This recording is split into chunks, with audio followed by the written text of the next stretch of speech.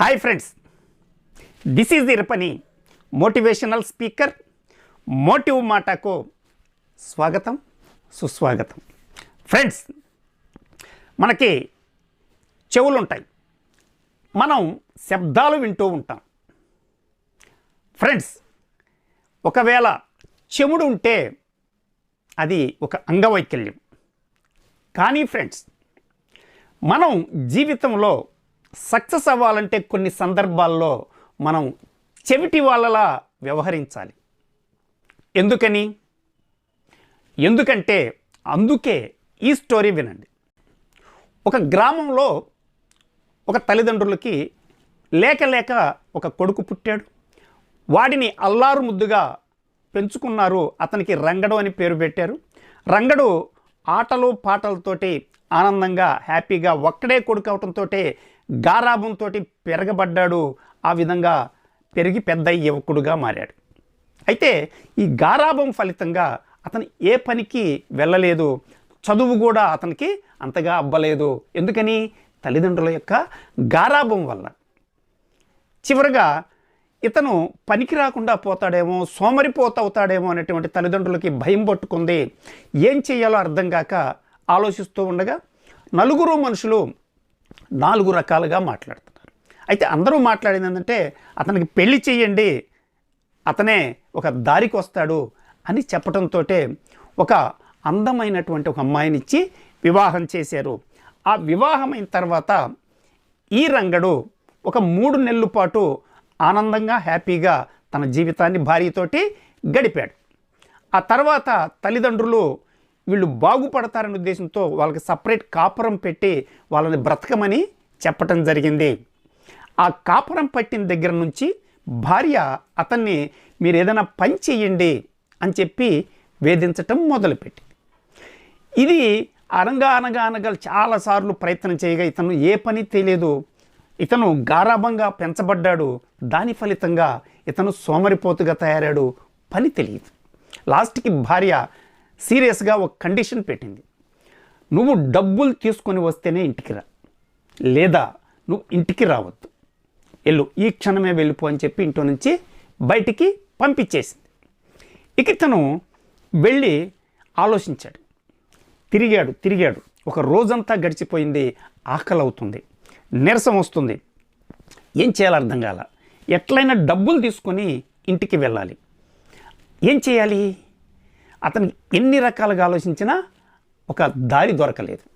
అయితే ఇతను ఒక నిర్ణయానికి వచ్చాడు. ఆ దగ్గరలో ఉన్నటువంటి రాజు ఒక ఉంటున్నాడు. ఆ రాజు దగ్గరకు వెళ్ళి దొంగతనం చేయాలని నిర్ణయించుకున్నాడు. ఎట్లయినా డబ్బుతో ఇంటికి వెళ్ళాలి, నేను ఏం చేసినా డబ్బు రాదు, నేను చేయగలిగింది ఒకే ఒక మార్గం దొంగతనం చెయ్యటం. ఈ దొంగతనం రాజుగారింట్లో చేయాలనుకున్నాడు. అక్కడ ఇక్కడ చేస్తే ఏం దొరుకుతుంది? రాజుగారింట్లో అయితే పెద్ద ఎత్తున బంగారం లేదా డబ్బు పెద్ద ఎత్తున దొరుకుతుంది. కాబట్టి రాజుగారింటో దొంగతనానికి సిద్ధమయ్యాడు. ఆ రాత్రి చిన్నగా జాగ్రత్తగా రాజుగారింట్లోకి కోటలోకి జొరబడ్డాడు. జొరబడి రాజుగారింట్లోకి వెళ్ళి రాజుగారి గదిలోకి ఎంటర్ అయ్యాడు. రాజుగారి భార్య ఇద్దరు పడుకొని గాఢ నిద్రలో ఉండగా ఇతను మెల్లగా పిల్లిలా అడుగులు వేసుకుంటూ చిన్నగా అతను ఆ గదిలో పరిశీలించగా ఇతనికి వీళ్ళు దాచిపెట్టుకునే బంగారం డబ్బు దాచిపెట్టే భోషానం పెట్టి కనిపించింది. వెళ్ళి చిన్నగా ఆ పెట్టికున్న తాళాలన్నీ తీసి ఆ పెట్టి ఓపెన్ చేసి ఆ లోపల ఉన్న బంగారం మొత్తం కూడా ఇతను ఒక టవల్లో వేసుకొని దాన్ని గట్టిగా మూట కట్టుకున్నాడు. ఈ మూట తీసుకొని బయలుదేరేటప్పుడు ఇతనికి వీళ్ళ తాతయ్య నాయనమ్మ చెప్పిన కథలు, వాటిల్లో నీతి, బంగారం దొంగిలిస్తే అది మహాపాపం అని చెప్పినటువంటి విషయాలు గుర్తుకు వచ్చి, అమ్మో ఇంత పాపం నేను చెయ్యకూడదు అని చెప్పి ఈ బంగారం తీసుకొని మళ్ళీ తిరిగి అదే పెట్టి ఓపెన్ చేసి బంగారం లోపల పెట్టేశాడు. అయితే దొంగతనం చేయాలి. ఏం చేయాలి? వెండి దొంగతనం చేద్దాం అనుకున్నాడు. వెండి కూడా పాపమే కదా అని ఆలోచించాడు. ఈ ప్రయత్నం అంతా చేరే క్రమంలో చాలా టైం గడిచింది. ఈ టైం గడిచిన ఫలితంగా రాజుగారికి మెలకు వచ్చి ఇతన్ని చూశాడు. చూసి వెంటనే భటువుల్ని కేకవేయటంతో భటువులు వచ్చి ఇతన్ని బంధించారు. బంధించి పట్టుకెళ్ళి ఇతన్ని సభలో ప్రవేశపెట్టారు. ఆ తెల్లారి రంగడని పొద్దున్నే రాజుగారు ముందు ప్రవేశపెట్టారు. రాజుగారు విచారణ జరపగా తేలింది ఏంటంటే, వాస్తవానికి ఇతను ఎందుకు వెళ్ళాడు? దొంగతనానికి వెళ్ళాడు. దొంగతనానికి వెళ్ళటం నేరం, తప్పు.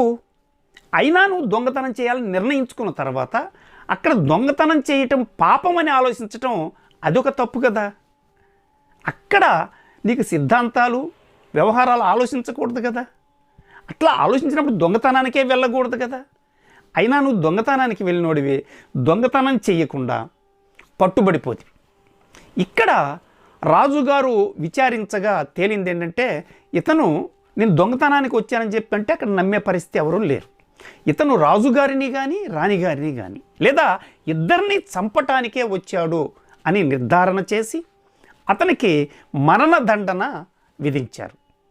అతనికి మరణశిక్ష పడింది.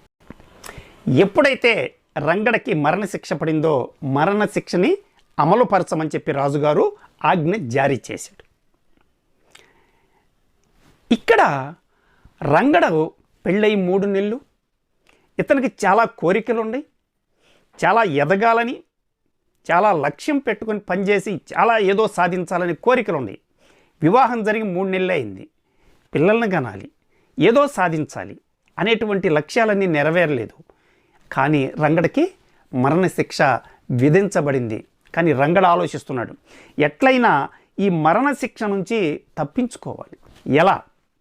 నేను ఏం చేస్తే ఈ మరణశిక్ష నుంచి బయటపడతాను అని రంగడు ఆలోచిస్తున్నాడు. అయితే ఈ దేశంలో ఒక ఆచారం ఉంది. జనరల్గా మరణశిక్ష పడితే ఉరిదీసి చంపుతారు, లేదా విషమిచ్చి చంపుతారు, లేదా మరో రకంగా చంపవచ్చు. కానీ ఇక్కడ మరణశిక్ష పడితే వీళ్ళ దగ్గర ఒక పింగాణి పాత్ర ఉంటుంది. అది 12 అడుగుల ఎత్తు ఉంటుంది. ఒక పింగాణి పాత్ర 12 అడుగుల ఎత్తు ఉంటుంది. ఈ 12 అడుగులు ఎత్తున్న పింగాణి పాత్రలో మనిషిని దించుతారు.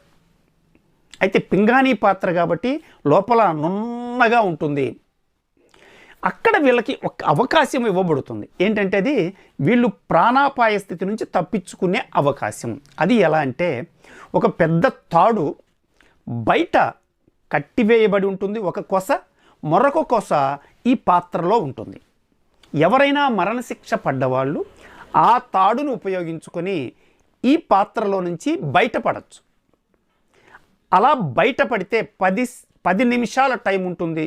10 నిమిషాల టైంలో వాళ్ళు బయటపడాలి. అలా బయట పడలేకపోతే అతన్ని అక్కడైనా చనిపోవాలి, లేదా బయటికి తీసి చంపేస్తారు. అది అక్కడ ఉన్నటువంటి ఆచారం. ఈ ఆచారం ప్రకారం ఇతన్ని అక్కడికి నడిపించుకొని వెళ్ళి ఆ పాత్రలో వేస్తారు. ఆ విధంగా మరణదండన విధిస్తారు. అయితే రంగడు ఆలోచిస్తున్నాడు ఎలా బయటపడాలని. ఈ పాత్ర దగ్గరికి ఈ మరణశిక్షను అమలు పరిచేటువంటి వ్యక్తి వచ్చి ఇతన్ని ఆ పాత్ర దగ్గరికి తీసుకువెళ్తున్నాడు. అప్పుడు ఈ రంగడు అతనితో చిన్నగా తన సంభాషణ మొదలుపెట్టాడు. ఎలా అంటే, అయ్యా, ఈ పాత్ర గురించి ఏమన్నా 4 మాటలు చెప్పండి అని చెప్పాడు. అతను ఏం చెప్పాడంటే, ఈ పాత్రలో ఎప్పుడైనా ఈ పాత్రలో మరణశిక్ష పడ్డవాళ్ళు ఎవరు బ్రతికి బయటపడలేదు. మరణశిక్ష పడ్డ ప్రతి ఒక్కరూ, ఆ పాత్రలో వేయబడ్డ ప్రతి ఒక్కరూ చనిపోయారు. ఇంతవరకు ఎవ్వరూ బ్రతికి బట్ట కట్టలేదు, ఒక్కడు తప్ప అని చెప్పాడు. రంగడికి ఒక రకమైన ఆశ కలిగింది. అంటే తప్పించుకునే అవకాశం ఉంది అని అర్థమైంది. అయితే అది తెలుసుకోవాలనుకున్నాడు. అయితే ఎందుకని అందరూ చనిపోయారు, ఆ ఒక్కడు ఎందుకని బయటపడ్డాడు అని అడిగాడు. దానికి అతను చెప్పాడు ఏంటంటే, చాలామంది అందరూ, ఎందుకంటే ఆ మరణశిక్ష పడ్డప్పుడు అతన్ని తీసుకువెళ్ళేటప్పుడు జనం చూడటానికి వస్తారు. వచ్చిన వాళ్ళందరూ కూడా అయ్యో పాపం, ఇతనికి మరణశిక్ష పడింది, ఇతనికి నూకలు చెల్లిపోయినాయి, దేవుడు ఇతనికి ఇంతవరకే రాసి ఉంచాడు, అతని రాత ఆ విధంగా ఉంటే ఇంకా అతనికి జీవితం చెల్లుబాటు అయింది, చిన్న వయసులోనే చచ్చిపోతున్నాడు. ఇంతవరకు ఆ పాత్రలోకి వెళ్ళిన వాళ్ళు బ్రతికి బయటపడలేదు.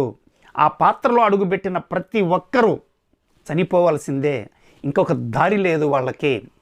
ఈ విధంగా జనం మోటివేషన్ ఏ విధంగా ఉంటుందంటే, మనిషి మానసికంగా చనిపోవటానికి వీలైనటువంటి ఎడ్యుకేషన్, మోటివేషన్ అనేది జనం నుంచి వింటూ వెళ్తారు. అక్కడికి వెళ్ళేసరికి మనిషి మానసికంగా ప్రిపేర్ అయిపోతాడు చనిపోవటానికి. ఈ 10 నిమిషాల్లో ఒకవేళ తాడుతో ప్రయత్నం చేసినా లోపల అది నున్నగా ఉంటుంది, శరీరం మొత్తం కూడా టెన్షన్తో చెమట పడుతుంది, మీరు ఎక్కడ కాలు పెట్టినా అది నిలబడదు, జారిపోతుంది. మీకు ఇచ్చింది 10 నిమిషాల టైం. 10 నిమిషాల్లో మీరు చాలా ప్రయత్నం చేస్తే కానీ మీకు గ్రిప్ దొరకదు. ఆ గ్రిప్ దొరకటానికి టైం పడుతుంది. మీకు ఇచ్చింది 10 నిమిషాల టైం. 10 నిమిషాల్లో బయటపడటం అనేది సాధ్యం కాదు. మానసికంగా దీంట్లో పడ్డ వాళ్ళందరూ చచ్చిపోయారు, బ్రతికినోడు లేడు అన్న విషయం ఎప్పుడైతే మీ సబ్కాన్షియస్లో ప్రోగ్రామింగ్ జరుగుతుందో మానసికంగా చచ్చిపోవటానికి మనిషి సిద్ధమవుతాడు. కనుక ఎవరు బయటపడలేదు. అయితే ఆ ఒక్కడు ఎలా బయటపడ్డాడు, ఇది ఇతని డౌటు. ఇదే విషయం అతను అడిగితే అతను చెప్పింది ఏంటంటే, అతను బయటపడటానికి కారణం అతను చెమిటివాడు అని చెప్పాడు. అంటే అతను ప్రాణాలతో ఎలా బయటపడగలిగాడు, అతనికి చెవుడు ఉంది కాబట్టి బయటపడ్డాడు అన్నాడు. అంటే చెవుడు ఉంటే ఎలా బయటపడ్డాడు అంటే, జనం చెప్పే మాటలు అతను వినలేదు. అతను సబ్కాన్షియస్లో చచ్చిపోతాను అనేటువంటి ప్రోగ్రామింగ్ జరగలేదు. కానీ ఎలాంటి మోటివేషన్ లేదు అతనికి. అతను ఇచ్చిన 10 నిమిషాల్లో తాడు పట్టుకొని గట్టి ప్రయత్నం చేసి బయటపడ్డాడు. మిగతా వాళ్ళంత గట్టిగా ఎందుకు ప్రయత్నం చేయరంటే, నేను చచ్చిపోవటం ఖాయం అనేటువంటి అభిప్రాయానికి వెళ్ళటం వల్ల నీ ప్రయత్నంలో లోపం ఉంటుంది, అందుకనే బయటపడలేదు. అతని ప్రయత్నంలో లోపం లేదు, ఎందుకంటే అతను చెవుడువాడు, ఇలాంటి విషయాలు ఇతను వినలేదు. కాబట్టి ఉన్న అవకాశాన్ని 100% ఉపయోగించుకొని అతను బయటపడ్డాడు అని చెప్పి. ఫ్రెండ్స్, ఈ స్టోరీ నుంచి మనం నేర్చుకోవాల్సింది ఏంటి అంటే, సమాజం నిరంతరం సొసైటీ మనల్ని నెగిటివ్ కామెంట్స్ చేస్తూ ఉంటుంది. ఏడ్చాడులే ఎదవా, ఈడెప్పుడు సక్సెస్ కావాలి, ఇట్లా నెగిటివ్గా మనల్ని నిరంతరం మోటివేట్ చేస్తూ ఉంటారు. అవి వింటూ నిజంగానే మనం పనికిరామేమో, మనం దీంట్లో సక్సెస్ కాలేమేమో, మనకి ఇది సాధ్యం కాదేమో అని మనమే ఒక నిర్ణయానికి వెళ్ళే ప్రమాదం ఉంది. అందుకనే ఫ్రెండ్స్, సొసైటీ చెప్పే నెగిటివ్ వర్డ్స్ మీరు వినకండి. ఒకవేళ విన్నా మీరు చెమిటివారుగా మారండి. సొసైటీ మీకు చెప్పే నెగిటివ్ అంశాల దగ్గర మీరు చెమిటి వాళ్ళుగా ఉన్నట్లయితే మీరు ఖచ్చితంగా సక్సెస్ అవుతారు ఫ్రెండ్స్. అందుకని నెగిటివ్ సంభాషణలు, నెగిటివ్ వర్డ్స్కి దూరంగా ఉండండి. ఒకవేళ ఉంటే మీరు చెమిటి వాళ్ళుగా ఉండండి, ఖచ్చితంగా మీరు జీవితంలో సక్సెస్ అవుతారు. ఇది ఈరోజు మోటివ్ మాట. మరొక మోటివ్ మాటతో మరొక రోజు కలుద్దాం. Thank you very much.